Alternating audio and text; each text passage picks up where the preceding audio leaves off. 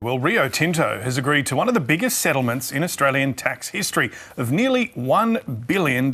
Centres on the mining giant's use of its Singapore marketing hub to manage its tax affairs. The Assistant Treasurer, Stephen Jones, joins us now. Good morning. Welcome to News Breakfast. This is quite a tax bill, isn't it? It's very good news for all Australians because when a large multinational like Rio Tinto has been avoiding their tax, hasn't been paid what's due, it places a greater burden on every other taxpayer in the country, and that's money we don't have for Medicare, for the NDIS, to pay for our Defence Force. So very good news for all Australians today. Yeah, I mean, the ATO doesn't normally talk about individual tax situations, but this one was worthy of flagging clearly. Really important because our tax system works and the integrity of our tax system works if every Australian can look to their left or right and say, well, I know I'm paying tax, but I know the person alongside me is paying their fair share as well. And if they're looking around and they have a hunch that somebody's not paying their fair share, then they feel resentful about that and they'll look for ways to cut corners themselves. So it's really important for the integrity of the system as a whole. And can I say it's also important for business that there's a level playing field, that everybody is paying the same tax when they're doing the same activity and they're not finding sneaky loopholes to get around paying for their obligations. You know what, a few people are going to be asking you again, and I'm going to start now. Should you be looking at a windfall tax on these big companies to try and help the situation that the government's facing with its budget right now?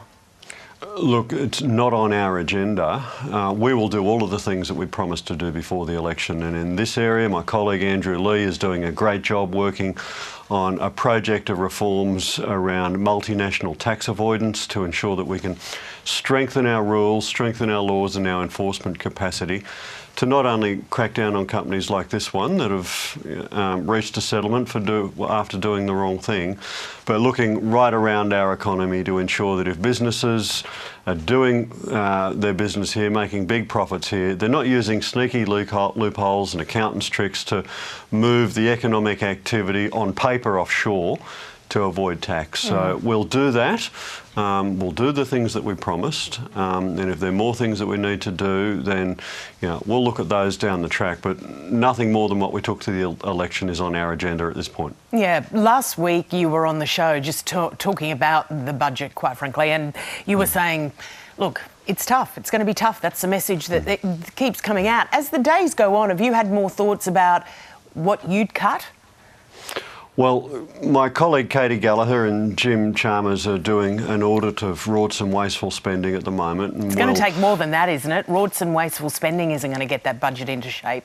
Well, I think the first thing you've got to do, I mean, if you're going to go to the Australian people and say we've got to do some tough stuff, the very, very first thing you've got to do is go to them with your hand on your heart and say, we've run a fine-tooth comb over everything on our books, and we know what we are spending on at the moment. There are no rorts, there's no sneaky stuff, there's no tricky stuff, there's none of these political fix-ups that have been done. We've cleaned all of that up, and we can say with our hand on our heart, after having done all of that, anything we are doing next is absolutely necessary. Even if there is some pain in it for some groups within the community, we know that we've got no alternative. So at this point in time, what we're doing is ensuring that every dollar spent is spent properly so that we can have that declaration with the Australian people that whatever we have to do after that, there are no alternatives to.